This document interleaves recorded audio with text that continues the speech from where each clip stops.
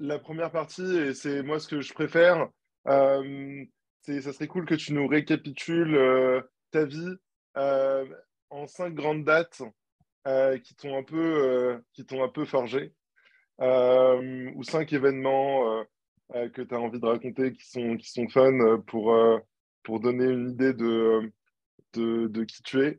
Et parler un petit peu de l'écosystème que tu as monté à Metz. Et en fait, je veux faire un peu une antagonie entre le côté influenceur et ton travail d'influence et d'entrepreneur et de start-upper.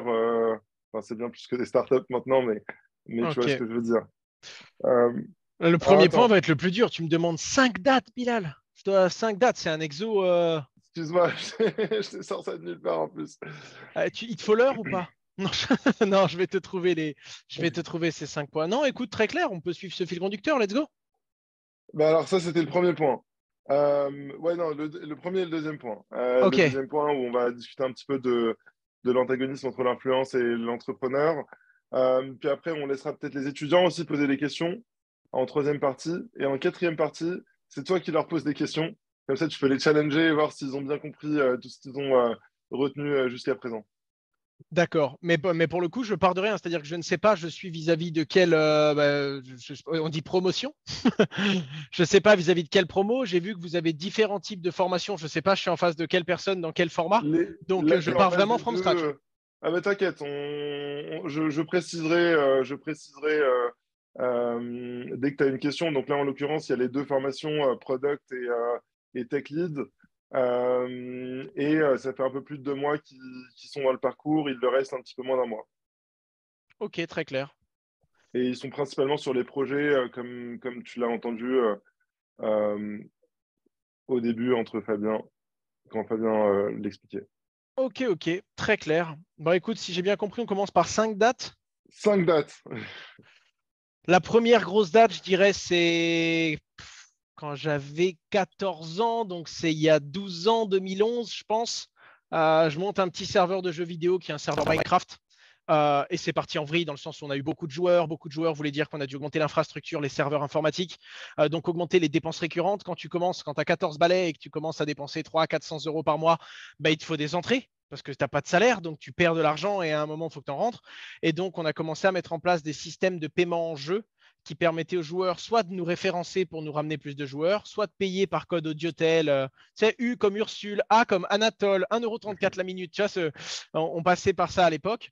Et on a réussi à développer c'est mon premier, en fait, si tu veux, vrai job entrepreneurial, on va dire, dans le sens où au total, à la fin, quand j'avais 17 ans, on avait un staff de 45 personnes. J'étais le plus jeune du staff. Les gens travaillaient bénévolement, mais en échange d'avantages dans le jeu. Et c'est la première fois où j'ai entrepris et où j'avais vraiment un utilisateur, un besoin, des dépenses, des revenus et des bugs techniques à régler pour que la boucle puisse continuer, si tu veux. C'est la première vraie. J'ai toujours fait des bidouilles entrepreneuriales. Celle-là, c'est la première fois où il y avait vraiment un truc, où il y avait des astreintes, il y avait des gens qui devaient bosser le week-end et il y avait un vrai cycle d'entrepreneurs que j'ai découvert et que j'ai géré pendant 2, 3 ans après, j'ai arrêté parce que j'ai commencé du coup l'école de commerce et ensuite Meria. Mais pour le coup, ça a été le premier gros tournant de ma vie qui m'a dit ok, je veux faire du business et ce sera dans le numérique en plus. Le Donc deuxième point, c'est là où tu as appris les bases de la compta et, alors et, même pas les bases de la compta, tu vois, c'est venu après, c'est la deuxième grosse date, c'est en école de commerce où j'ai appris les bases de la compta. Là, c'est plus tu perds de la thune, tu gagnes de la thune, comment tu ouais, les survis. bases du Tu vois. PNL, quoi. C'est Voilà, ça que tu voulais dire. ouais, c'est ça, les vraies bases du PNL et de la survie entrepreneuriale, mais sans la forme. La forme arrive juste après, Mais école de commerce. on retient quand même l'ingéniosité pour craquer le modèle économique Ça, et tu avais de la et la bidouille aussi. monétisation. Ça c'est un truc que les gens ont plus envie d'entendre dans la blockchain. Tu as besoin d'être très fort dès le début. Non, c'est de la bidouille. Tu testes, tu te rates, tu ne protèges jamais aussi bien ta clé privée que quand tu t'es fait taper une fois un wallet et que tu avais oublié de la sauvegarder. Tu ne mets jamais un aussi bon mot de passe et un 2FA que tant que tu t'es pas fait voler 180 balles sur un exchange. Tu ne fais jamais gaffe à bien séparer ta seed et en donnant 6 mots à 3 personnes différentes que quand tu as mis ta seed avec ta clé Ledger et que tu as ton appart qui a brûlé. Tu vois, il y a mine de rien, il n'y a pas de meilleure formation que l'échec. Et ben, le seul truc qui fait qu'aujourd'hui, je commence à être assez balèze dans certains sujets, c'est parce que j'ai fait plein d'échecs. Puis là, j'en ai vraiment fait beaucoup. Et donc, naturellement, tu commences à mettre des bons process. Mais ouais, c'est la première fois où j'ai vraiment appris ben, il y a des trucs de plus ou moins grosse importance L'itération, et c'est quoi. ça, quoi. C'est ça. Après, école de commerce, c'est le deuxième gros point, et où là, j'apprends que ben, y a un côté un peu plus académique d'apprendre les choses, de le faire. C'est bien beau de gagner et de perdre, mais tu dois rentrer ça dans un bilan, tu as tes capitaux, tu as tes fonds propres, tu fais rentrer des investisseurs, tu peux vendre des parts, enfin, tout la mécanique un petit peu plus réelle du monde de l'entreprise.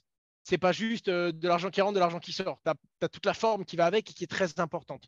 Et La ça, corporate c'est l'école de finance. commerce. C'est ça, ouais, beaucoup plus corporate et beaucoup plus structuré aussi. Ok, donc ça, c'est la deuxième date, l'école de commerce. L'école de commerce, c'est la deuxième grosse date. La troisième date, c'est stage pendant mon école de commerce dans la boîte de mon frère. White paper de Bitcoin. Là, ça me retourne la tête. Enfin, des points numériques qui ont de la valeur. Je suis OK, pas de souci. Moi, je viens de Minecraft, je connais ça. Je vais multiplier, je vais tricher, je vais cheater et je vais trouver un moyen très facile de gagner de l'argent là-dessus. Pas du tout. Pas du tout. Si Bitcoin est un mur, il était bien plus résistant que ma capacité à le briser. Donc, c'est là que ça, c'était une date qui était importante pour moi quand même. Et c'est là où je me suis dit, OK, là, je switch complètement. Plus rien n'avait d'importance. Mes cours, mon stage, plus rien.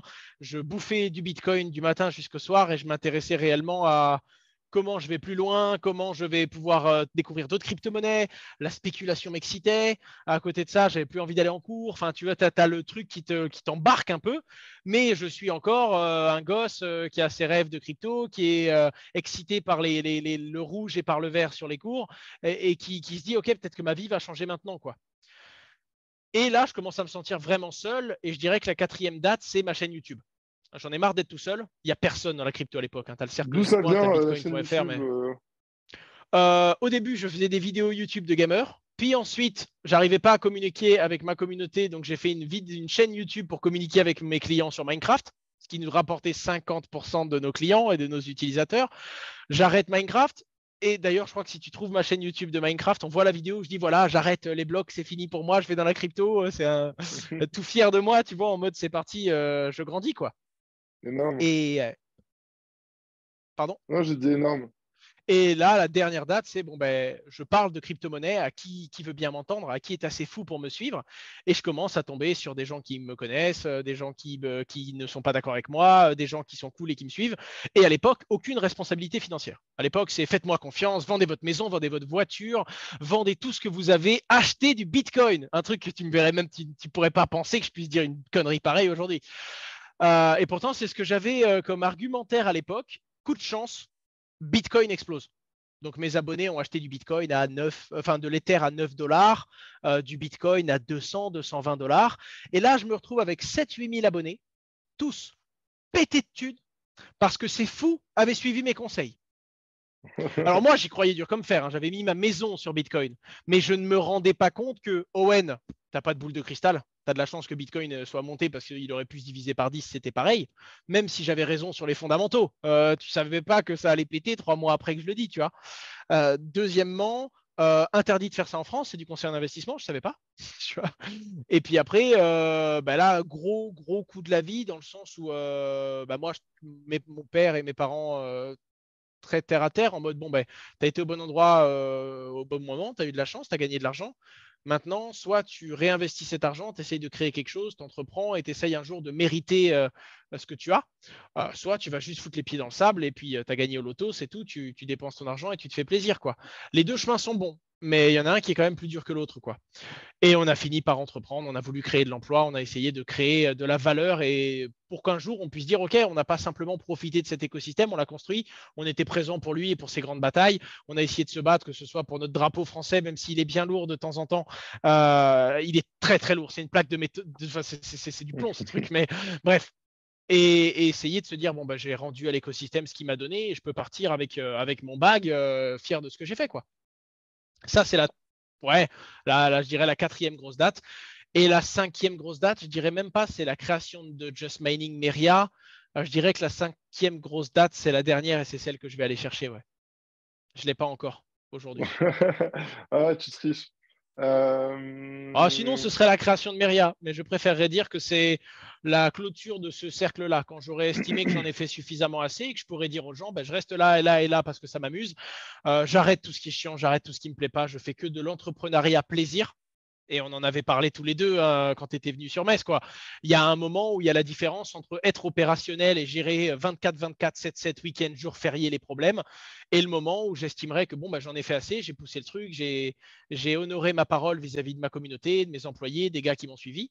Et maintenant, je ne fais plus que le plaisir et je fais le tour du monde et je m'en vais voir un petit peu ce que ce monde nous réserve et tout ce que j'ai pas pu faire quand j'étais plus jeune et quand j'ai dû Bon, charbonner dur, quoi. on a encore un peu besoin de toi, Owen. Attends un petit peu. Et non, mais c'est intéressant la manière dont. Enfin, on y reviendra sur la Bien manière sûr. dont tu as construit et entretenu ta communauté dès le début. Et, et en fait, parle-nous un petit peu plutôt maintenant de la partie écosystème que tu as monté à Metz et commence en fait par Just Mining et commence à évoluer, pivoter, Alors, retrouver des product market fit et j'ai peut-être un truc sympa. Est-ce que je peux faire un partage d'écran là? on va te donner les droits si tu peux pas le faire. Alors Vas-y, attends, parce que vas-y, j'ai un Owen, tu peux y aller. document. J'ai mis les droits. Ok, alors attends, parce que là, pour le coup, c'est sur un document confidentiel de Meria où j'ai une slide qui, elle, n'est pas confidentielle. Donc, il ne faut juste pas que je fasse de bêtises. Hop. Ne Et fais pour le pas de coup, je vais bêtises. carrément, je crois que j'ai une petite image. Tu sais, c'est le document. Toi, je te l'ai montré. On s'est basé sur l'un de nos pitchs, tu sais, et à la fin, il y a un dessin de l'écosystème pour Ouais, illustrer un tout à peu. fait, tout à fait, tout à fait. Ce serait trop cool que tu nous la montres et enfin, que tu l'utilises en fil conducteur. Oh, putain, mes gars font des blagues qui sont pas drôles du tout. Sur un pitch de levée d'une boîte, à la fin, tu as la dernière slide. Maintenant, envoyez-nous l'argent. Tu vois, c'est le jour où tu oublies d'enlever ça et que tu lances le truc, tu as un problème. Ouais, non, je pense que je peux montrer ça. Allez, c'est parti, je le fais. Partage d'écran. Deck. Partager. Est-ce que vous voyez ça? Yes, sir. Mets-le Ok, en bon, plein écran. hop. Voilà, voilà, voilà. Tac. Ok, donc c'est sur l'un des documents de Meria quand on justifie le produit. Comment je te le mets ça en full screen? Attends. Euh, Non, c'est diaporama. Il doit y avoir un truc plein écran. Ouais, non, peut-être. Ouais, c'est ça. Ok, mais du coup, c'est pas la bonne Ouais, c'est pas slide que vous beaucoup voyez. mieux.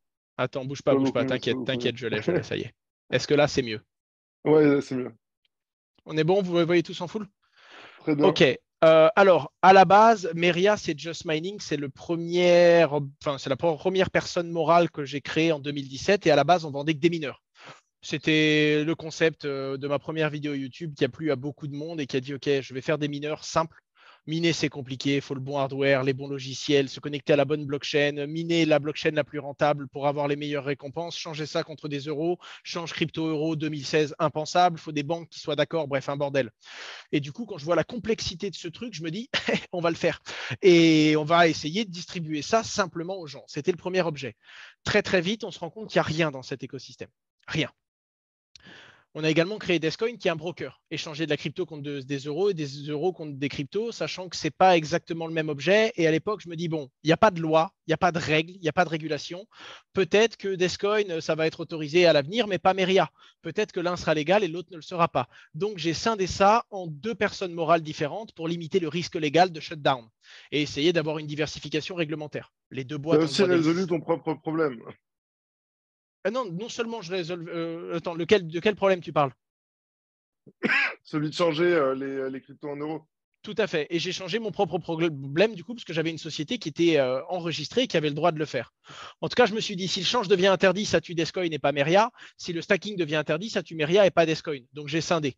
Aujourd'hui, Meria, on a une cinquantaine. Descoin, il y a une quinzaine de personnes. À côté de ça, naturellement, tout ça propulsé par la chaîne YouTube Asher, qui est du coup le numéro un au niveau communication francophone dans le monde. Et du coup, c'était mon premier lead generator, ça générait de l'intérêt, ça apportait de la visibilité et ça montrait également aux gens la noblesse avec laquelle on gérait nos boîtes.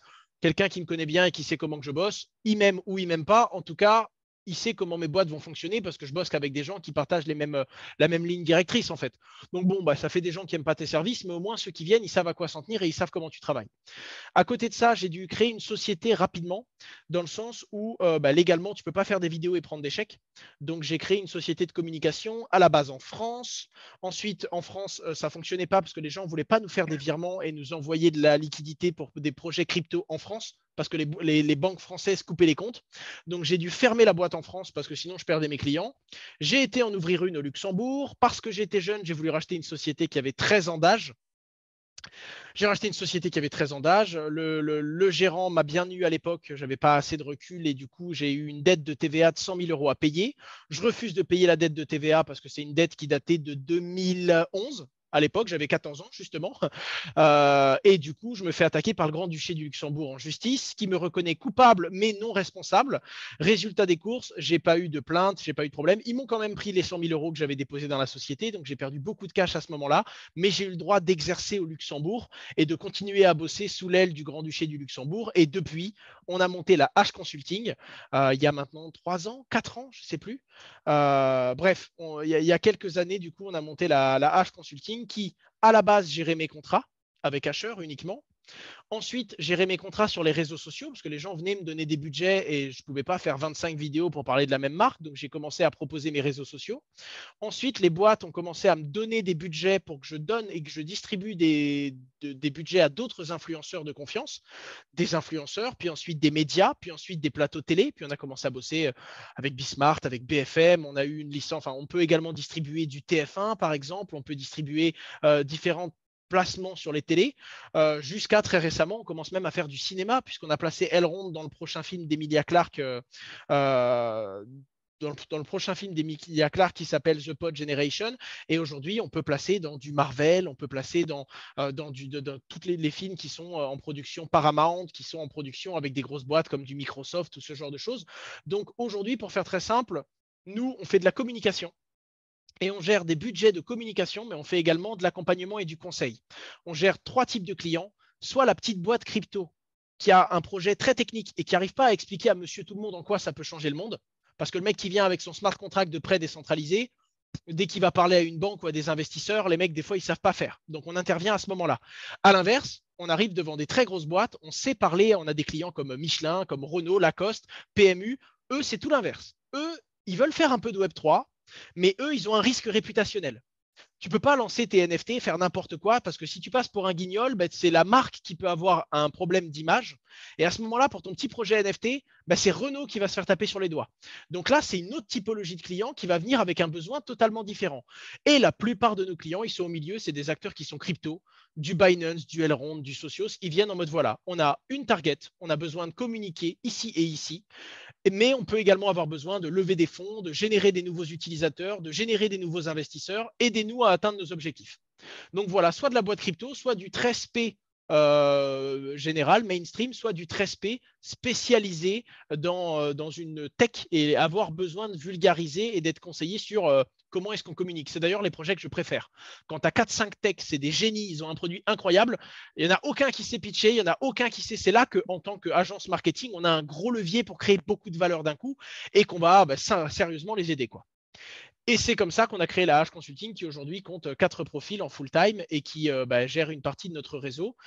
H Consulting qui détient la H Filiation, qui elle est en Suisse. Donc c'est une société luxembourgeoise. Alors il faut savoir que moi je suis en France du coup, hein, donc tout ça, l'entièreté de ce que vous voyez est bel et bien déclaré au fisc français, à mon grand désespoir, mais tout ça est très très bien clair et bien cadré. Et la H Filiation, c'est une société qui elle maximise le récurrent. En gros, pour faire simple, les exchanges, quand ils viennent vous voir, ils ont une méthode de pression et ils vous disent voilà, au lieu de te donner 20 ou 30% de mes revenus, moi, je te donne un chèque 5 000 ou 10 000 euros tout de suite, mais tu n'as aucun revenu sur les prochaines personnes que tu vas générer, etc. J'ai commencé à avoir beaucoup d'argent rapidement, donc j'ai tourné tout mon modèle de revenus récurrents et de long terme. J'en parle ici parce que je pense que c'est un truc important à comprendre en crypto. Vaut mieux gagner un petit peu d'argent tous les jours de ta vie que prendre un gros chèque d'un coup. Et ça, naturellement, quand tu as besoin de bouffer, c'est compliqué parce qu'il faut manger ce soir. Donc, tu penses à ton chèque tout de suite pour manger. Dès qu'on commence à avoir un peu d'argent, faire du one-shot, c'est compliqué quand on a une entreprise. Faire du MRR, donc des monthly recurrent revenus, c'est bien plus intéressant. Et donc, la H-filiation, c'est qu'on a commencé à bosser avec plein de clients et on a commencé à se rendre compte qu'on leur rapportait tellement de clients que le plus rentable, c'est d'aller les voir et de leur dire, écoutez, au lieu de prendre X euros par mois, laissez-moi vous apporter des clients en échange de 2 choses. Un, j'ai un tout petit peu de récurrent sur tous les gens que je vous apporte. Et 2, vous donner une réduction à la personne que j'apporte. Parce que naturellement, tu peux aller voir des gens en disant utilisez mon lien Binance. C'est la plus grosse réduction qui existe au monde. Il n'existe aujourd'hui en France aucun moyen de créer un compte Binance et d'avoir de plus grosses réductions que si vous passez par le lien d'affiliation Asher. Il n'y en a aucun. Et du coup, c'est très intéressant pour les gens de passer par ce lien-là parce que c'est la plus grosse réduction qui existe pour eux. Et à l'inverse, moi, j'ai pris une partie de mon affiliation, je l'ai réduite et j'ai donné cette réduction à mon affilié. Et du coup, je peux affilier beaucoup de gens, j'ai des revenus qui sont récurrents et je donne à mes abonnés le meilleur lien possible avec le moins de frais possible.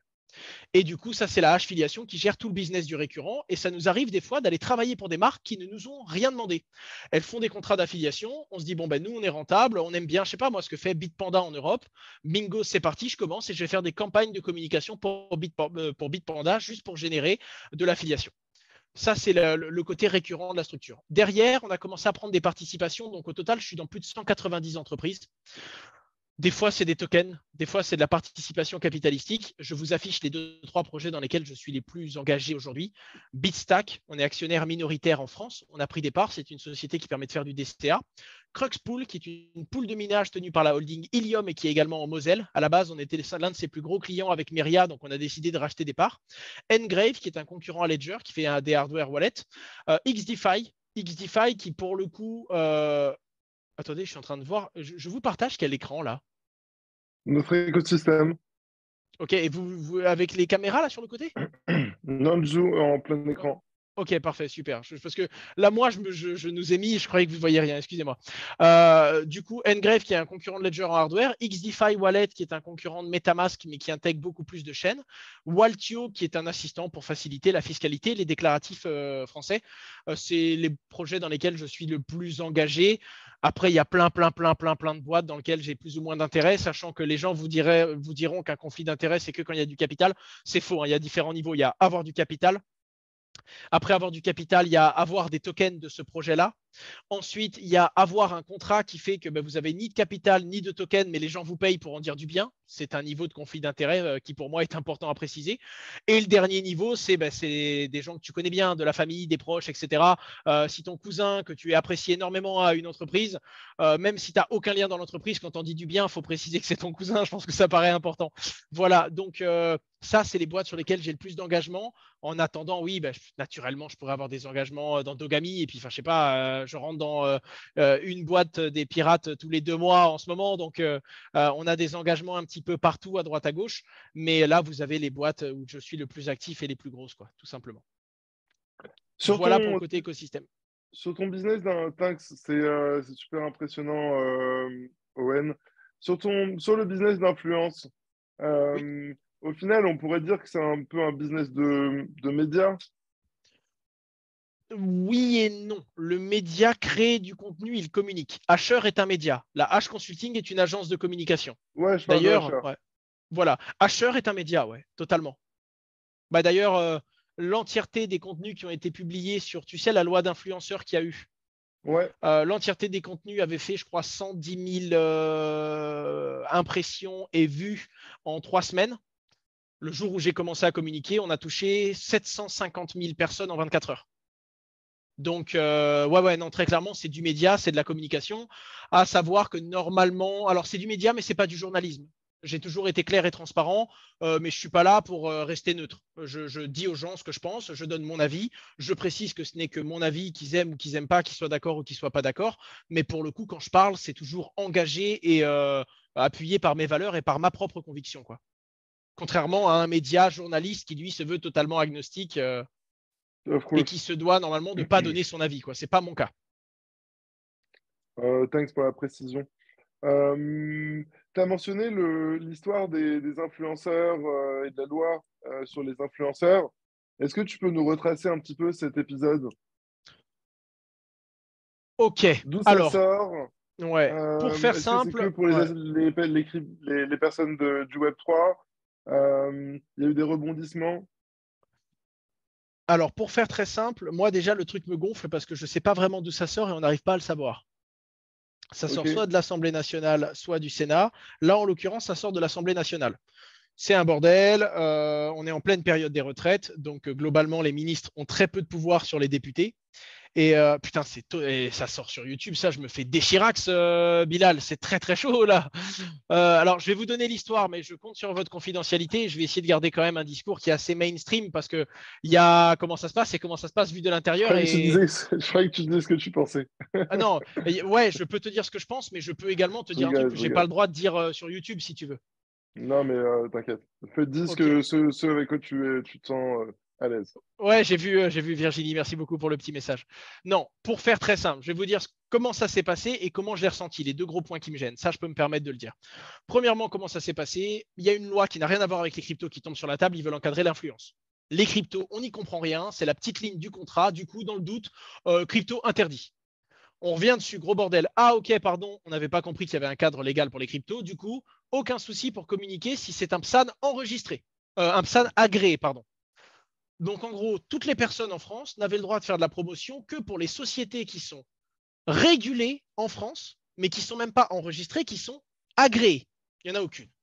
Donc, en gros, vous inquiétez pas, on s'est trompé, on ne voulait pas interdire la communication crypto. Vous avez le droit de communiquer sur une liste de 0 entreprises. Allez, ok, tu recommences. Là, on va se battre et ils veulent mettre que les PSAN enregistrés. Les PSAN enregistrés, c'est bien, mais ça ne suffit pas à vivre. Il y a 70 entreprises. La H Consulting, par exemple, c'est 3 ou 4% de son chiffre d'affaires, les PSAN. Donc, tu ne peux pas bosser. Et donc, le compromis final, parce qu'il y a eu des méga rebondissements, l'Assemblée nationale nous a dit pas de souci, on comprend. J'ai fait un Twitter Space avec plein de personnes. Il y avait Ladan dans le combat, il y a eu Binance, il y a Cryptos qui était très engagé, il y a Journal du Coin, il y a Et en député, il y avait qui? Cryptomatrix. En député, il y avait Delaporte, Monsieur Delaporte et Monsieur Vogetta. Mais qui, eux, globalement, ils ne sont pas là pour tuer la crypto, c'est juste qu'ils ne comprennent pas, si tu veux. Et donc, quand ils comprennent, ils disent OK, on ne va pas mettre les PSAN agréés, c'est stupide. Le lendemain, ils votent OK pour les PSAN agréés uniquement. Tu recommences, tu te lèves le matin, voilà. Et c'est ce qui m'a déjà tué avec le côté politique. Les échecs, c'est. Enfin, l'entrepreneuriat, c'est des échecs. Tu sais que le cavalier, il peut se déplacer comme ça. Ça, c'est diagonale. Tu arrives dans le monde de la politique, c'est pas vrai. Tu as un cavalier, le mec, il va en diagonale et tu dis, mais qu'est-ce qui s'est passé? C'est pas les mêmes règles que l'entrepreneuriat. Et moi qui arrivais en mode, OK, je suis un entrepreneur, je sais jouer. Pas du tout. Assis-toi ici, tu te tais, tu regardes et tu vas apprendre. Et là, je me suis pris des grosses claques parce que quand on te dit bleu et que le lendemain c'est rouge, ça fait mal. Alors que des fois, l'entrepreneuriat, ça marche pas. Mais c'était rouge, on a essayé rouge, ben rouge, ça n'a pas marché. Tu vois, c'est ça qui est différent. Du coup, là, on commence à bosser plus fort avec des cabinets, on commence à mettre un peu plus de ressources et de moyens financiers, si vous voyez ce que je veux dire. Enfin, en tout cas, on s'engage beaucoup plus. Et on se retrouve à essayer de récupérer, parce que quand l'Assemblée nationale propose quelque chose, ça peut être relu et retravaillé par le Sénat. Et ensuite, si le Sénat a fait une modification, tu as un texte intermédiaire qui va être voté en commission mixte paritaire mi-Sénat, enfin mi-sénateur, mi-député. Et là, c'est la version du texte qui est validée. Pour faire simple, j'ai été auditionné par le Sénat avec notamment Faustine Fleuret de Ladan et Stéphanie de Binance, pardon. Et Trop à cool. C'est l'issue comment de se de. faire auditionner par le Sénat? Ouais, ben c'est la première fois que j'ai mis une cravate cette année. Je suis vraiment nul pour faire une La salle, cravate. elle était comment? C'était une salle Non, rectangulaire non, non. Alors même pas. Ça il y avait devait combien de être en personnes? présentiel. Ils n'ont pas pu, donc ça a été en visio. En visio? Ah C'est une ouais, audition c'est d'une heure et pesant. demie, je crois. On était trois et pendant une heure et demie, tu réponds à des questions comme Zuckerberg quand il a dit non, je peux faire exprès de vendre vos données. Pareil, mais là, pour le coup, tu es là, toi, pour essayer de dire non, mais là, c'est pas intelligent, ça va contre la régulation PSAN. Ils ont fait une régulation, même les PSAN qui sont régulés, non seulement ça punit, tu te rends compte, Meria est devenu PSAN pour avoir le droit de communiquer, bah, tu n'as plus le droit de contacter des influenceurs français. C'est terrible. Ouais, je comprends, ça fait que euh, pousser à l'extérieur du pays Ah oui, ben des là, c'est entrepreneurs. partez de ce pays-là. Puis moi, enfin, Et je me surtout, suis ça vous battu pour réguler et désavantage parce tout. que vous pouvez plus travailler et il suffit d'aller voir des influx étrangers pour qu'ils puissent parler de ton projet. Non, puis imagine la matinée, quoi. C'est une aberration d'un point de vue travail et régulation qu'on fait depuis des années avec les députés et tout. Ça va même à l'encontre du travail de l'AMF, par exemple. En parallèle de ça, ben moi j'ai une société qui est complètement en péril. H Consulting, enfin pas en péril, mais je coupe tous mes clients français et définitivement on va communiquer qu'à l'international. On arrête d'essayer d'aider les Français, ils veulent couler, tu les laisses couler quoi. Les mecs, compétition de natation, les Français ont des briques attachées aux pieds. Qu'est-ce que tu veux aider ces gens? Tu peux rien faire. En parallèle de ça, ben, j'ai 5 sociétés PSAN qui n'auront plus le droit de communiquer en France. Donc là, tu vois, il y avait un méga giga conflit d'intérêts et j'étais le plus gros influenceur du pays. Donc j'étais à risque en tant qu'entrepreneur, en tant que société de communication, en tant que PSAN et en tant que plus gros influenceur moi-même, alors que j'ai toujours essayé de tout bien faire, tu vois. Donc c'était un peu frustrant, mais au lieu de m'énerver, j'ai fait ma première vraie partie politique en travaillant, en comprenant avec des gens qui savaient c'était quoi le jeu et simplement en allant éduquer le Sénat et en leur disant, s'il vous plaît, ça fait pas sens, en parlant aux députés en disant il faut que vous vous aligniez derrière le Sénat, votre proposition n'était pas viable. Et d'ailleurs, in fine, Stéphane Vogetta, qui avait lui-même proposé la loi, était d'accord avec le Sénat. Hein.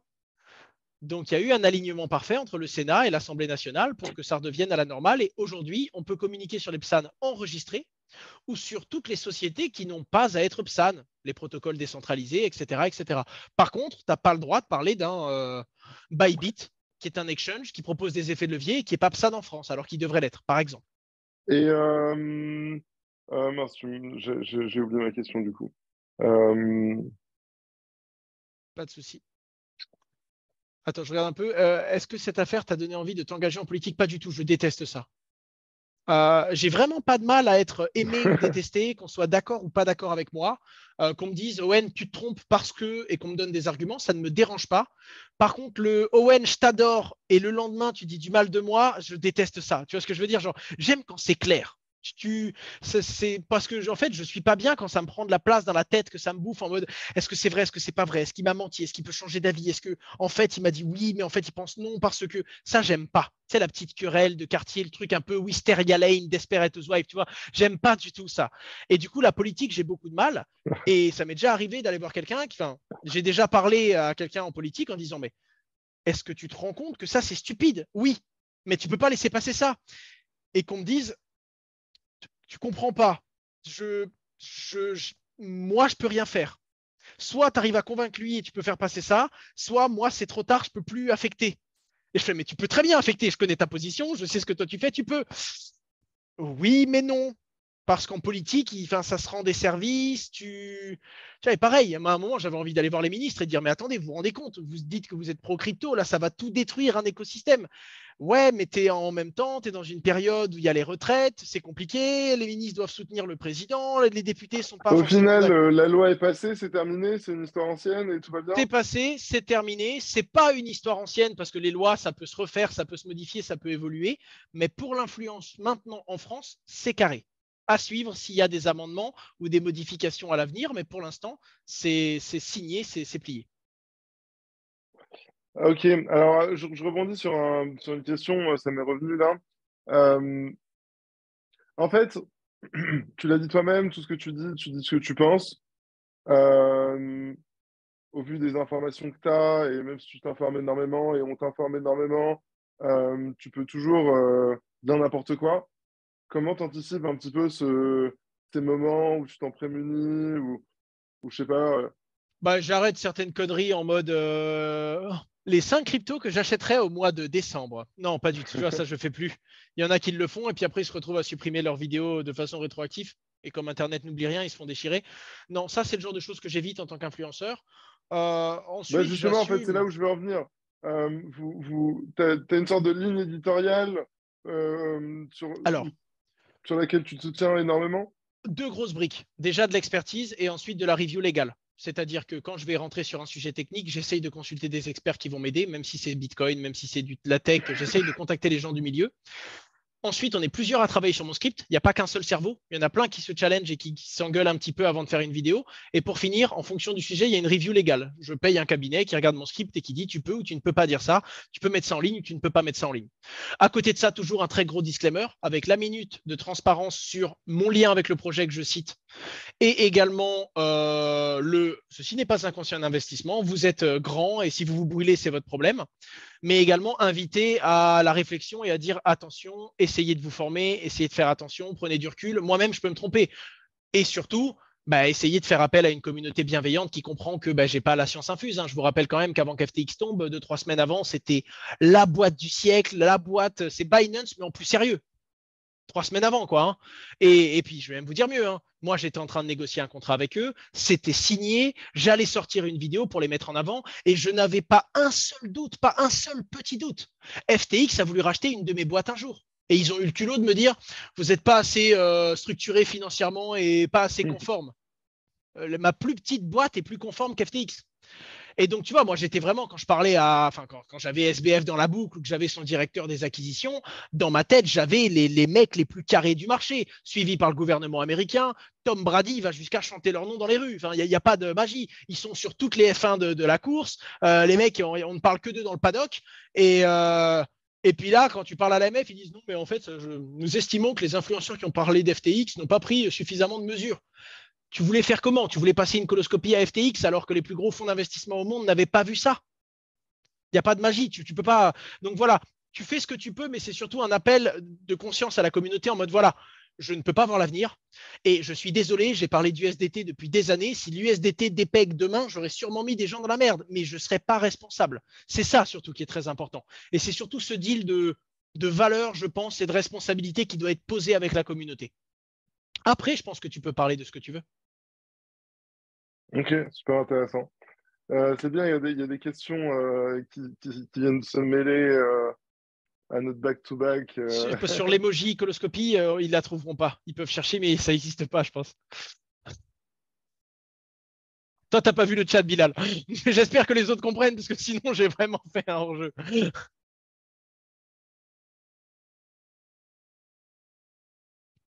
Bilal, es-tu Euh, là? Ah non, voilà, c'est ouais, juste pour être sûr. j'étais en train de lire les questions un peu plus hautes. Euh, Combien de temps tu dois encore faire de l'influence et sous quelle forme?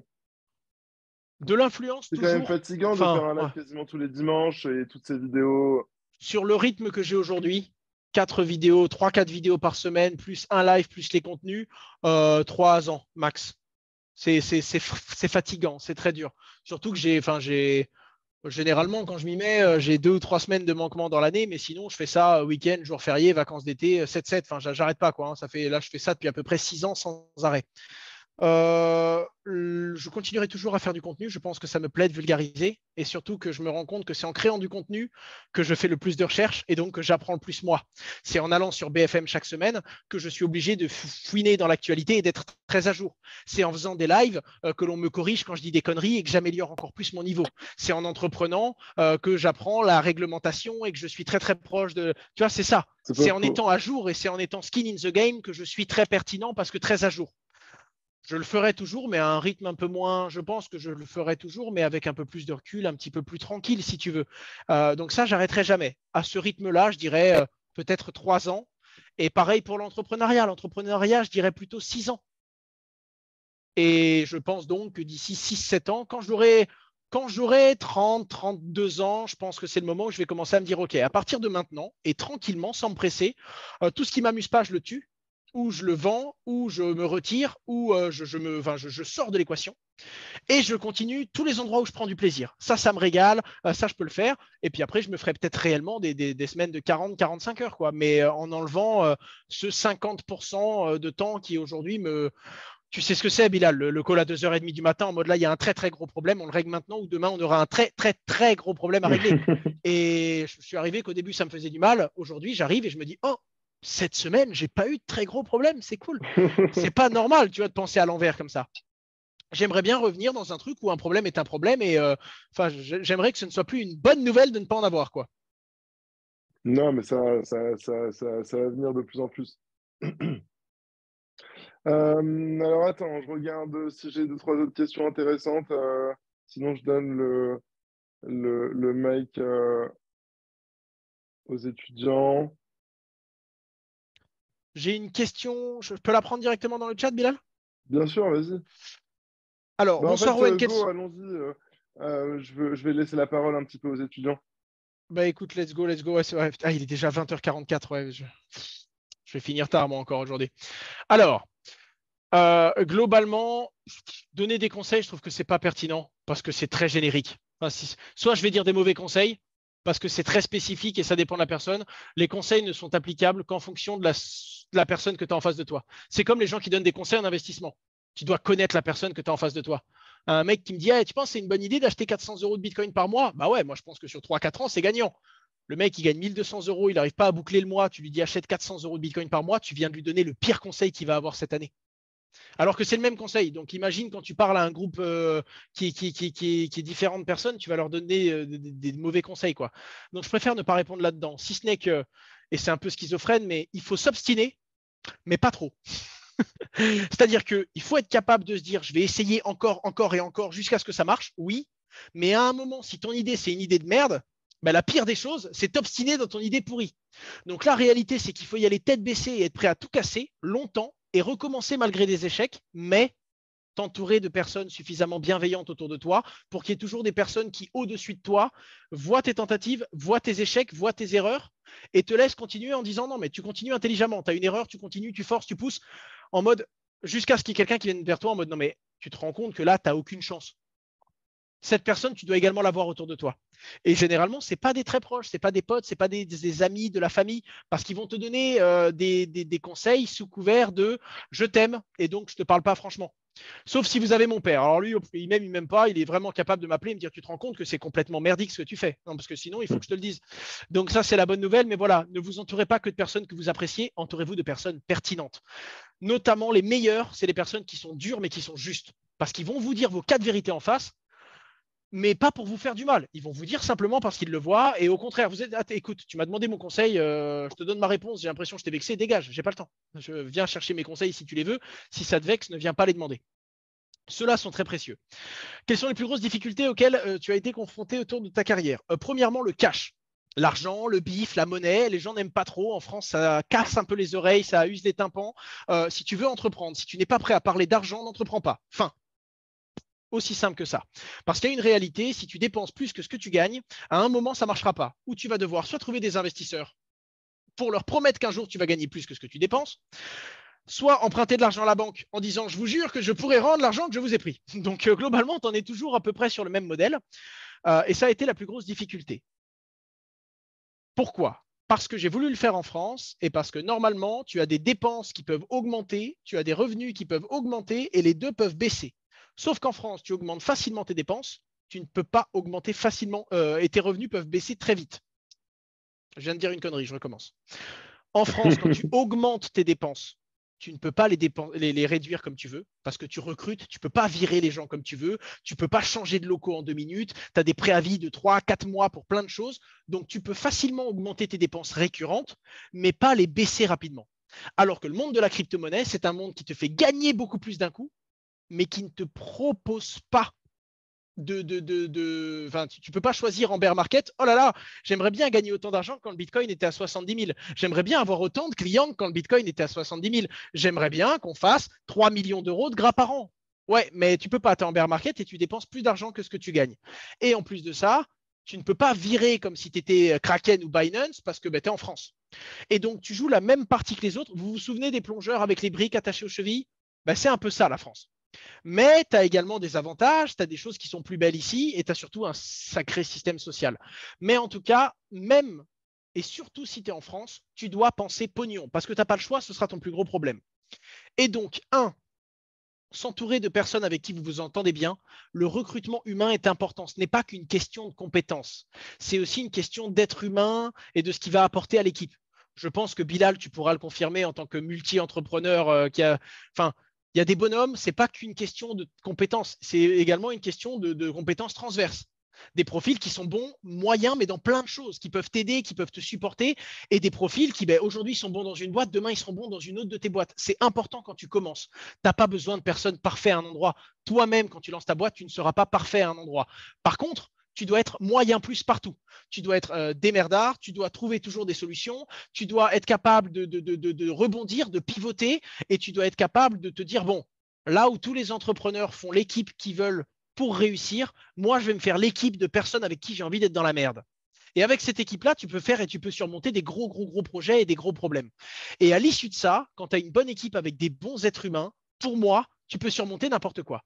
Tu vas devoir te staffer de personnes plus compétentes, plus seniors, mais il vaut mieux avoir des personnes malignes, qui ont envie, qui ont la dalle et qui s'amusent dans leur travail, que d'avoir un mec excellent parce qu'il a fait ça 30 ans, mais il n'en a plus rien à foutre, lui, ce qu'il veut, c'est son salaire à la fin du mois. En tout cas, quand tu es dans un environnement aussi changeant que la crypto-monnaie, et qu'en plus de ça, tu le fais avec les contraintes françaises. Parce qu'on va te demander beaucoup d'agilité, dans un pays où tu en as très peu, et on va te demander beaucoup de rentabilité dans un pays où c'est très dur d'être rentable. Donc, il faut y aller en mode, OK, pas de souci, je reste en France, je me bats ici, mais un, je vais faire du cash, et deux, je vais choisir les personnes avec qui je vais mener ce combat. Voilà les deux grosses erreurs, enfin, pas des erreurs parce que je l'ai fait, hein, j'ai des associés, Thibaut Boutroux, Laurent Gradiagne, c'est des gens qui me sont tombés dessus et qui seront dans ma première et dans ma dernière boîte. Parce que globalement, j'ai pas envie de mener la partie sans eux, si tu veux. Et il faut, comme mon frère au début, il faut vraiment, vraiment. Non, mais le point, c'est Avoir toujours avoir une lucidité, et c'est ça que je te reconnais aussi beaucoup, une lucidité d'esprit quant à la situation dans laquelle on est. Euh, donc, euh, Ouais, donc euh, ouais, ça aussi, tu vois, faut être capable de le voir, faut être capable de remettre. Mais c'est con, mais c'est un peu dans ma définition de l'argent aussi. L'argent t'aide à être lucide. Ça, c'est une réalité. Tu es là, tu as ce problème, tu n'as pas ce problème. Tu peux pas juste imaginer un miracle partout, surtout quand tu es dans la crypto et que tu as des gens, ils sont arrivés, ils ont mis 10 000 balles, 2 mois après, ils avaient 500 000 et dans leur tête, c'était des traders. Mais voilà. ouais, le cash, je dirais même, pas juste l'argent. Ouais, voilà, c'est sûr. En fait, c'est ça, c'est la valeur. C'est Et vraiment après, la valeur. je reviens sur ce que tu disais sur avec qui le faire et le fit humain et la recherche de l'esprit entrepreneurial dans les gens avec qui on travaille, elle est clairement capitale. Bon, alors, go, Lamer, pose ta question, s'il te plaît. Fini l'attente. Bonsoir Owen ou Asher. Ouais, désolé, alors c'est moi le plus chiant, j'ai toujours plein de questions. Donc C'est ce là, que je préfère, vas-y. j'en ai 5. Et la dernière, c'est la plus importante. Ok. La première, c'est quelle est ta position face au réchauffement climatique?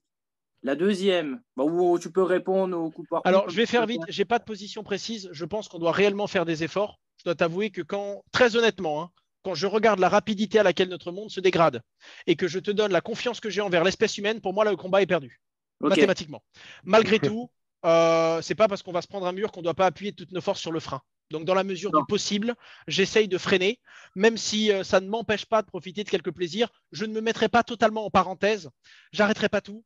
Je ne viendrai pas en vélo. J'arrêterai pas totalement de prendre l'avion parce que je ne veux pas, moi, mon capital temps, c'est quand même la plus grosse valeur que j'ai sur ce monde et je ne mettrai pas totalement mon plaisir en stand-by et faire tous les efforts du monde dans un Trop modèle où je bien. pense réellement que personne ne le fera. Et pour moi, si on arrive à se sortir de l'avant, ce sera grâce à une innovation technologique. Donc si un Est-ce que jour je vais dans le... Voilà, ce sera la est-ce que techno tu qui me profites sortira. toi Est-ce que tu penses alors que la blockchain pourrait aider à lutter alors?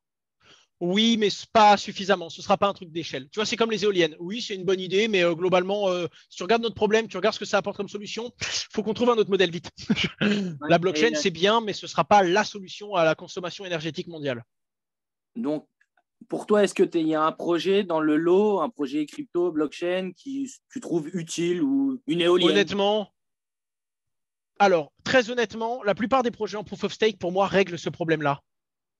Surtout avec des layer 2, tu pourras avoir des vrais projets qui consomment que dalle. Mais je pense même que Bitcoin peut être une source d'inspiration pour régler des problèmes sur le côté énergétique et sur le comment est-ce qu'on va dépenser. Donc c'est très dur, hein. Pour l'instant, Bitcoin consomme encore de l'énergie, donc c'est un moins dans l'addition mondiale des bons et des mauvais côtés pour le Bitcoin. Mais je pense que Bitcoin, c'est un peu une façon. Il faudrait réellement 2 heures pour te détailler ce point-là, et ce Après, sera une l'une de banque mes aussi, vidéos. ça Mais voilà, consomme, hein. Une voilà. banque aussi, Je ça pense que consomme. Bitcoin peut nous apprendre à consommer intelligemment de l'énergie avec ce que l'on appelle la meilleure des ressources au monde, de l'agilité, c'est-à-dire un taux d'effacement efficace. Une capacité de se dire, hey, aujourd'hui, on a besoin d'électricité pour se chauffer, on coupe tout ce qui n'est pas prioritaire. Ok. Donc moi maintenant, enfin moi c'est une idée que j'essaye de porter. Que penses-tu d'un projet de crowdfunding communautaire basé sur une DAO pour lutter? Pourquoi est-ce que tu ne le fais pas sans blockchain? Bah, parce que ça n'existe pas dans la blockchain. Il y a 1,1 mille milliards de dollars dans le marché. Ça n'existe pas spécialement, ou du moins pas dans ma manière. Ce que j'aime bien dans la DAO, c'est la transparence, l'immuabilité, enfin, tous les mots compliqués et intéressants qu'il y a. Surtout la transparence, c'est-à-dire qu'on sait qui investit combien, les fonds sont gérés. Je trouve qu'un DAO, c'est génial parce que ça peut permettre à une communauté de s'impliquer. Et Tu peux donc, très bien le faire dans une entreprise normale et toutes tes dépenses, tu les inscris sur la blockchain Ether. C'est transparent, tu as une DAO, c'est immuable, mais tu centralises le truc. ouais, après, Pour c'est le moi, but. pour moi, le seul intérêt du projet que tu donnes là sur la blockchain, c'est d'utiliser la narrative blockchain pour convaincre des gens de mettre de l'argent. Sinon, il n'y a pas d'intérêt structurel à utiliser la blockchain pour faire ça. Ok, merci de détruire mon idée.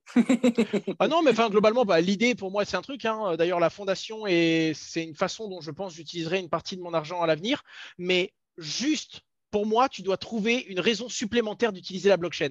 Tu vois, parce que quand je te dis c'est quoi ton argument, tu me dis oh, ça n'existe pas sur la blockchain. Ça existe.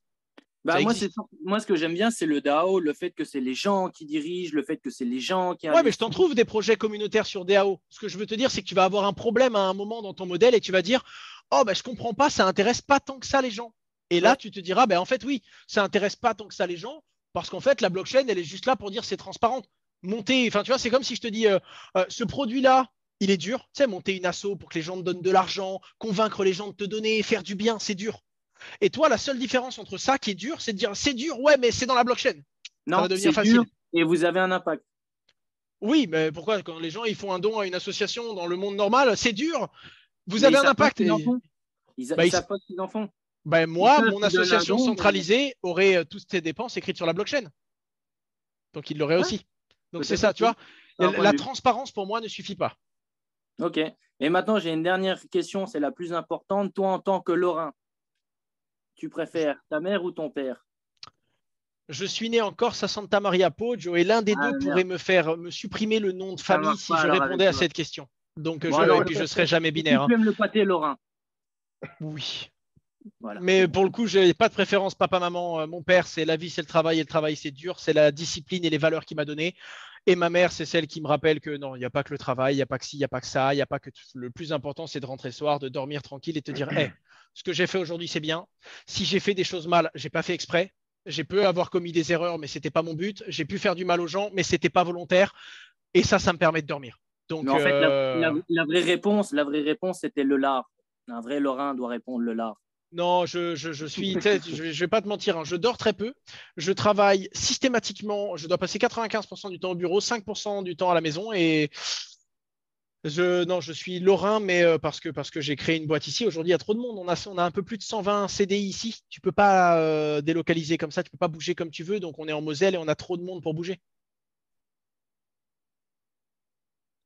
Ah bah, merci. Bah, bonne soirée, hein. De rien. Ciao, ciao. Bonne soirée. On a encore le temps pour une ou deux questions là. Faudra retravailler la proposition de valeur, Lamer. Alors, vas-y, n'hésite pas, hein. Ok, salut Owen. J'aime bien les questions plutôt personnelles pour Pas voilà, de souci. voir un peu comment tu réagis parce que c'est vrai que moi je t'ai vu dès que je suis rentrée dans l'écosystème et j'étais un peu titillée par le côté tu prends des chèques et du coup tu parles du projet, forcément, et tu as tout à fait raison quand tu dis l'argent ça pardonne pas, tu l'as ou tu l'as pas, tu résous des problèmes avec ou tu en Bien crées sûr. sans en avoir, donc voilà, respect. C'est juste je suis pas très douée sur cet aspect-là et toi tu l'es très douée. Mais j'ai vraiment vu une évolution, en fait, dans ce que tu prends, dans ce que tu promeus et tout.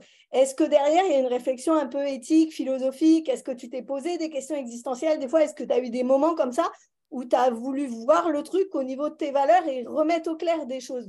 Tu vois, quand tu as Alors, eu peut-être un certain... au Enfin, niveau de mes valeurs, jamais.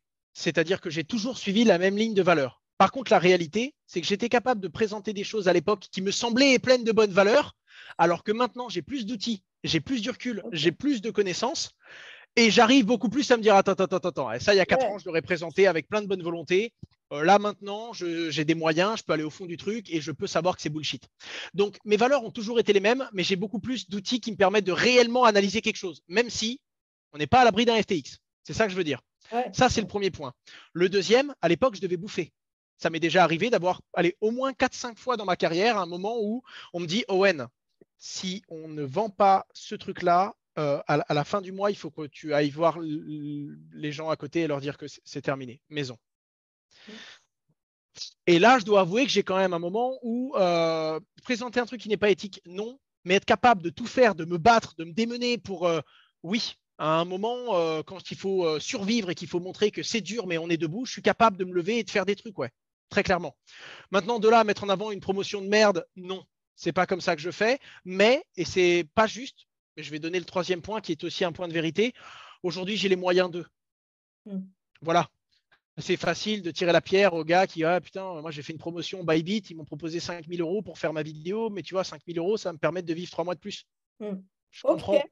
La réalité, c'est est-ce que. Enfin, et puis pareil, Pour moi, promouvoir Bybit, par exemple, c'est pas faire une bêtise. Promouvoir Bybit sans expliquer les risques. Aujourd'hui, c'est illégal, on est d'accord, on n'a plus le droit en France. Hein. Ah Mais oui, le c'est- promouvoir sans expliquer les risques, sans expliquer que le levier est dangereux pour les débutants, sans expliquer qu'il y a des commissions, que c'est un exchange, que c'est de la responsabilité, ça c'est grave. OK. Mais à part ça, humainement, parler d'une plateforme qui fait des effets de levier, tant qu'on a expliqué aux gens que c'était risqué, qu'on a bien insisté, qu'on a détaillé, ce n'est pas à l'encontre de mes valeurs. Aujourd'hui, c'est à l'encontre de la loi, je ne le ferai plus. Hier, avant cette loi, ce n'était pas à l'encontre de mes valeurs de parler d'un exchange risqué si j'avais le droit de préciser, si l'exchange ne me donnait aucune clause d'obligation, et surtout, si c'est moi qui ai été vers l'exchange en leur disant j'ai envie de parler de vous, j'aime bien votre solution, je veux être payé. À l'inverse, c'est pas pareil. Je vais parler d'une marque parce qu'elle me paye. Bon, pareil, hein. Si aujourd'hui Brave m'appelle en me disant Owen, tu veux faire une communication sponsor, je vais sûrement leur dire oui, hein, j'ai aucun problème, j'aime bien Brave, je l'utilise, je pourrais très bien en faire une sponsor. Mais jamais dire du bien parce que je suis payé. Non. Si je suis payé, ça doit être une société dans la liste desquelles j'aime les solutions et je serais capable de les recommander à mes parents, quoi. Ce qui ne veut pas dire que je n'avais pas recommandé de l'UST à mon père et que je ne l'avais pas mis sur FTX d'ailleurs, hein, by the way. Ok, ben bon courage à ton père. Mais une autre question beaucoup plus générale, c'est quoi ta vision? Qu'est-ce que tu as envie de voir dans l'écosystème? Mais un peu le côté science-fiction, qu'est-ce que tu vois dans 10 ans, 15 ans qui te ferait envie? Et qu'est-ce que tu vois comme plus gros risque pour qu'on ne serve plus à rien ou que crash, quoi? Alors, je vais répondre en une seule réponse. Du coup, ce que j'ai envie de voir, c'est que les Black Swan que j'anticipe n'arrivent pas. Quels Black Swan peuvent arriver? Ouais. Une régulation qui s'aligne sur les États-Unis et qui tue tout l'écosystème crypto. Un alignement du monde bancaire qui se rend compte que, en fait, banques et gouvernements n'ont aucun intérêt à ce que les cryptos se développent. Tuons-les. Ces deux choses-là, ce serait génial. Éviter une autre grosse faillite d'un acteur dans une période de fragilité comme celle-là. Moi, je suis pour la grosse casse. Hein. Je suis pour qu'il y ait des UST et des FTX. Pas qu'il y ait des gens qui perdent derrière FTX, pas qu'il y ait des gens qui perdent derrière UST. Mais je suis pour que l'écosystème se prenne des coups sur la gueule et se rappelle. Je suis pour que les gens se disent hey, j'aime bien mes RIA, mais je vais quand même set up une ledger et détenir moi-même mes fonds. Je suis pour que les gens se posent les bonnes questions de manière générale. Après, à moi de faire des bons services pour qu'ils viennent sur ma plateforme. À moi de bien les former pour que même sur le ledger, ils délèguent sur mes nœuds. Mais en attendant, je suis pour les services de la blockchain. Donc, je suis pour que l'écosystème et les bonnes valeurs y soient partagées. Mais je pense que le plus important, c'est qu'il n'y ait pas d'autres gros coups dans des moments de faiblesse comme l'écosystème crypto aujourd'hui, que les hivers ne soient pas trop longs et ensuite qu'il y ait de l'innovation technique. Et c'est là où je ne peux pas répondre. Comment est-ce qu'on va utiliser la blockchain pour être encore plus disruptif à l'avenir? J'en ai aucune idée. Moi, je suis vulgarisateur, j'essaye d'être acteur et créateur dans mes entreprises. Donc, je pourrais répondre dans le monde du minage, je pourrais répondre dans le monde de la communication, je pourrais répondre dans le monde de l'influence.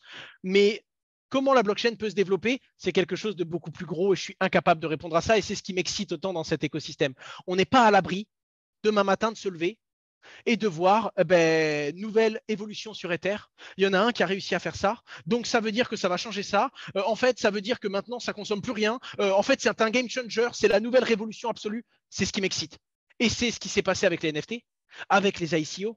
C'est ce qui s'est passé au tout début quand on a eu Bitcoin, puis quand on a vu Ether arriver, puis quand il y a eu d'autres Layer 1, puis ensuite on voit les Layer 2. C'est ça qui m'excite. À tout moment, quand tu te lèves le matin, tu n'es pas à l'abri d'un coup de cul et tu n'es pas à l'abri de vivre ce sentiment qui te donne l'impression que putain, je l'ai vécu ça, j'étais là, il s'est passé un truc de dingue et moi, je l'ai vu 20 minutes après sur Twitter.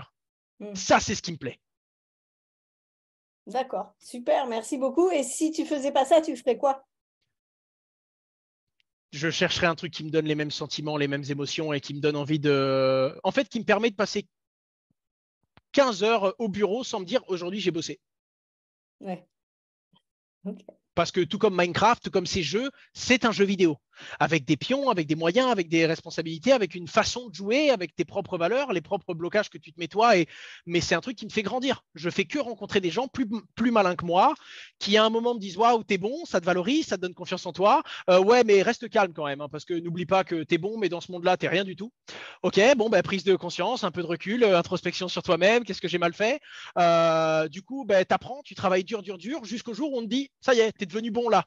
Maintenant, là par contre, t'es mauvais. Tu devrais essayer de bosser ça. Et c'est ça qui me plaît. Je me sens vraiment grandir. J'ai l'impression d'avoir le droit de jouer une partie qu'on a offert à un étudiant de 18 balais et qui a été au bon endroit au bon moment. Et on m'a donné cette chance de travaille fort, on ne te lâchera pas, on ne t'oubliera pas. Et surtout, ma commu est incroyable.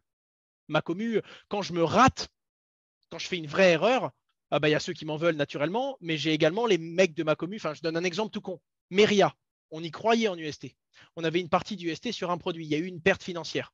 On a couvert 75% de la perte. On a perdu presque la moitié de notre trésor à ce moment-là, mais il y a quand même des gens qui ont perdu. L'un des gros clients qui a perdu beaucoup, le jour du DPEG, je suis au fond du trou, j'en peux plus, j'ai pas dormi depuis 2 jours. Un Maccabée ne se serait pas levé pour faire ma journée. BFM, ma propre émission, change le titre en mode le CEO de Meria dans la tourmente. Normalement, j'ai les questions avant l'émission. Là, il ne me les donne pas. Enfin, catastrophique. Je suis vraiment au front, je me fais déchirer. À côté de ça, l'AMF veut me voir dans 2 heures. Grosse goutte, à l'aide, pas bien, dur, tu vois, très dur. Mes gars en interne ont peur. J'ai des juniors aussi qui paniquent, donc je dois être costaud devant mes gars, leur montrer que je suis certain de moi, qu'il n'y a pas de raison de paniquer. En réalité, c'est le moment où tu as des incertitudes. Tu n'as pas dormi depuis 2 jours, donc tu n'es pas bien. Tu peux être méchant, tu peux avoir des réflexions qui ne sont pas bonnes. Tu dois avoir un discours avec des éléments de langage précis, carré et impactant parce que tu vas passer à la télé. En parallèle de ça, tu fais une review intégrale de ta conformité en court terme pour donner un état des lieux à l'autorité des marchés financiers qui t'appelle. Et là, j'ai l'un de mes plus gros clients qui s'est pris une roast qui m'appelle au téléphone. 3 appels manqués. Qu'est-ce que je... Là, franchement, le mot blockchain, il disparaissait ce jour-là, j'étais content. Je le prends au téléphone et le premier truc qu'il me dit, ça va mec, vous vous en sortez, ça doit être dur là, ce que vous vivez au front. Ouais, là, mec, je suis au bout, je vais crever. Il fait, bon, bah, c'est pas grave. Hey, tu restes droit, tu te bats comme tu peux. C'est le marché. Les gens qui investissent, ils connaissaient. Tu as toujours été transparent. On s'est mis dedans. On y croyait. On a perdu. C'est pas ton problème. N'hésite pas à m'appeler s'il y a un souci. Je suis là, moi, je back. Et je suis même prêt à prendre plus de pertes. Et je suis prêt à absorber une partie des pertes des autres. Moi, je sais que je suis un gros client. Donc, en absorbant une perte, ça va peut-être couvrir certains petits. T'hésites pas, tu m'appelles. Ouais, le mec, il raccroche. J'avais envie de pleurer. Ça, c'est le truc que tu as envie d'entendre à ce moment-là. C'est le mec qui, quand tu n'as plus de batterie, tu es mort, lui, il t'appelle en mode hey, t'inquiète, tu sais quoi, moi, je vais aller sur Twitter et cet après-midi, je fais partie de son support technique. Ça donne de l'énergie qui fait mais en fait, je sais exactement pourquoi je suis dans cette merde. Et c'est pour ces bonhommes-là. Donc, j'y vais et les mecs te donnent du jus quand on as plus, quoi. Ok, bah, super, merci beaucoup. Puis du coup, dans 2 jours, parce qu'on se voit à Bordeaux, je serai avec mes Legos. Eh Et tu ben, seras sur scène. Voilà. à Bordeaux, alors, on se voit à très vite. Salut. Samy, je peux prendre une toute dernière question, mais je suis grave en retard. Valentin, ouais, je crois que vous aviez levé la main. Ouais. Toute petite seconde, j'envoie juste un petit Ah, mot. yes. Tout Allez, petit go. mot.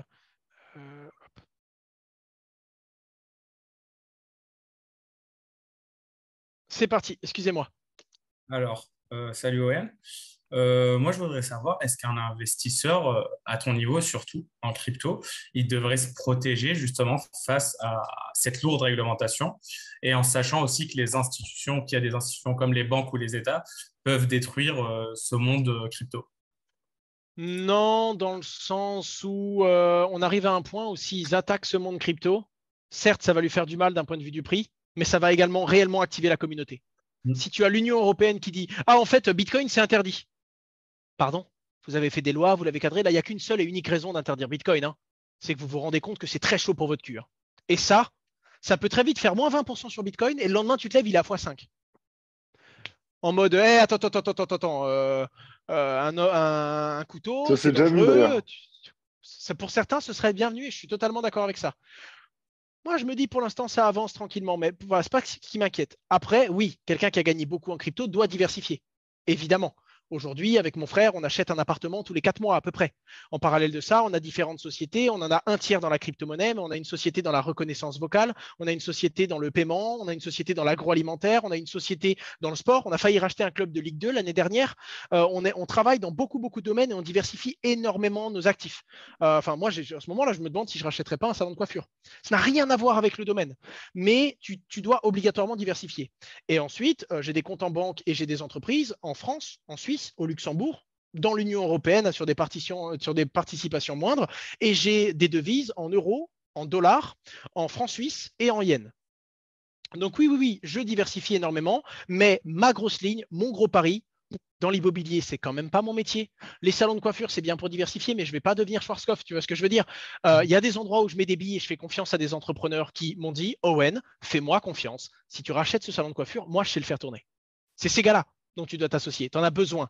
Par contre, moi, je lui dis, attends, moi, j'ai confiance en toi. S'il faut mettre du pognon, je te suis. Mais je ne serai qu'un suiveur dans cette affaire. C'est toi qui auras le gros du bébé, c'est toi qui en auras la responsabilité. Et là où avant, je voulais être majoritaire de toutes les boîtes dans lesquelles j'étais, c'est pas bon, en fait, c'est une bêtise. J'aime bien être minoritaire de plein de petites boîtes. Tout simplement. Des boîtes dans lesquelles j'ai pris la minorité, mais d'un entrepreneur qui lui me dit, Owen, moi je te fais confiance, j'aimerais bien que tu aies 10 points ou 15 points dans ma boîte, mais c'est moi qui run le truc et c'est ma vision, mes valeurs. C'est ça que je demande et c'est ça que je suis. Donc je diversifie, mais là où je performe, là où je sais faire de l'argent, c'est dans la crypto-monnaie. Et c'est d'ailleurs 90% de mes revenus, c'est même pas mes sociétés aujourd'hui. Mes sociétés m'ont coûté de l'argent pour la plupart. Myriam m'a coûté de l'argent depuis que ça a été lancé. Mais Myriam, mon pari, c'est à la fin de l'histoire, ce qu'on en verra. En attendant, ce qui m'a rapporté de l'argent, c'est ma propre gestion de mes propres fonds crypto et c'est ce qui m'a fait gagner beaucoup, beaucoup d'argent. Très clair, merci beaucoup. Voilà Alright, tout. Owen, tu as un mot de la fin pour les étudiants? Non, honnêtement, j'en ai pas, si ce n'est que, comme d'habitude, prenez des conseils un peu à droite à gauche, mais n'oubliez pas de les regarder dans votre propre spectre et dans votre propre filtre à vous. On a des vies qui sont bien différentes, on n'a pas tous les mêmes moyens, on n'est pas tous dans la même situation, on n'a pas tous la même stabilité aussi, la même solidité dans la tête sur certains problèmes. Moi, je vois que des petits trucs perso, ça peut m'effondrer, alors que professionnellement, je peux me prendre des obus tous les jours, je commence à tenir la route. Donc, ça dépend de plein de choses et il faut être capable d'y aller crescendo, ne pas vouloir tout trop vite tout de suite, parce que là où je me suis rendu compte que en fait, ce n'est pas les grandes choses qui peuvent tuer quelqu'un, c'est la rapidité à laquelle ça se fait. Honnêtement, aujourd'hui, il m'arrive des problèmes où je les gère sans problème, je dors bien, ça ne me gêne pas. Alors qu'il y a 3 ans, on m'aurait dit, Owen, tu vas avoir ça la semaine dernière. J'aurais dit, c'est fini, c'est terminé, je lâche tout, j'abandonne. Pourquoi? Parce que j'ai appris, ça a été petit à petit, et surtout parce que je me suis entouré de personnes autour de moi qui m'ont laissé me relever et qui ont été cléments avec moi. Et les premiers à m'avoir soutenu et qui m'ont donné cette colonne vertébrale solide, c'est ma communauté. C'est quand je fais BitConnect que je dis que c'est pas bien et que d'un coup, j'ai des menaces de BitConnect. Quand j'explique dans une vidéo que c'est un petit peu dur et que je me sens pas bien à cause de ça, que je prends la pression et que d'un coup, il y a des articles de presse, qu'il y a les médias qui se lèvent, qu'il y a mes abonnés qui parlent partout, c'est ça, tu vois, qui défend. Avant, quand quelqu'un disait du mal de moi dans une vidéo, je devais aller répondre. Aujourd'hui, quand quelqu'un dit du mal de moi dans une vidéo, j'ai des abonnés qui répondent pour moi et qui me disent non, mais tu connais pas, t'as pas vu ça, regarde ça. C'est ces gens-là qui me donnent de l'énergie et je vous souhaite de les trouver. Cherchez-les. Entreprendre, c'est dur. Entreprendre tout seul, pour moi, c'est une punition. Ça n'est pas pour certains. Il y a des génies qui le font tout seul et qui le font très bien. Moi, je pense qu'il faut avoir sa team. Et ça ne veut pas dire ses employés, ses associés, non, sa team. Il faut avoir son noyau de quelques personnes qui sont alignées sur non pas la vision de base de la boîte, parce que vous allez avoir des divergences de vision. Et tant mieux. Ne cherchez pas des gens qui sont d'accord avec vous. Cherchez des gens qui vont s'engueuler avec vous. Mais cherchez des gens sur les valeurs humaines, le tout dernier niveau du ça c'est bien, ça c'est pas bien. Si on est d'accord là-dessus, on peut bosser ensemble. Parce que même quand on va s'engueuler, on s'engueulera pour aller plus loin et plus vite. Donc, tu vas jamais te vexer quand tu vas t'engueuler avec quelqu'un. C'est comme quand tu t'engueules avec quelqu'un de ta famille. Si tous les deux, vous n'êtes pas d'accord de ce qui est le mieux pour toi, c'est une super bonne engueulade. Vous êtes en train de vous challenger sur le meilleur chemin pour avancer, tu vois. Et c'est ce qu'il faut. Il faut des gens avec qui tu peux t'engueuler en mode mec, t'es en train de faire de la merde. Non. Et je vais t'expliquer pourquoi. Ça, c'est des bons discours. Et il faut trouver les gens avec qui vous pouvez faire ça parce que ces gens m'ont fait grandir et sans eux, je n'avais aucune chance d'arriver ici. Aucune. Excellent.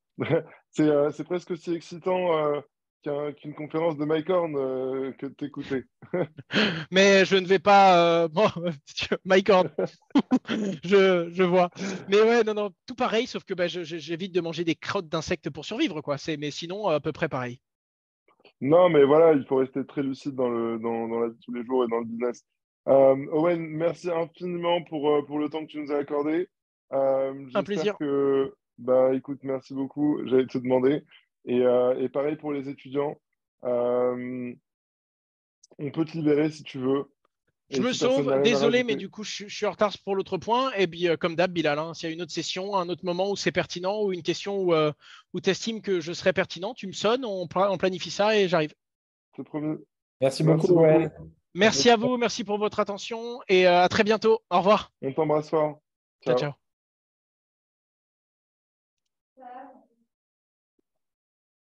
Bon, alright, c'était cool. Il a une énergie de fou, hein.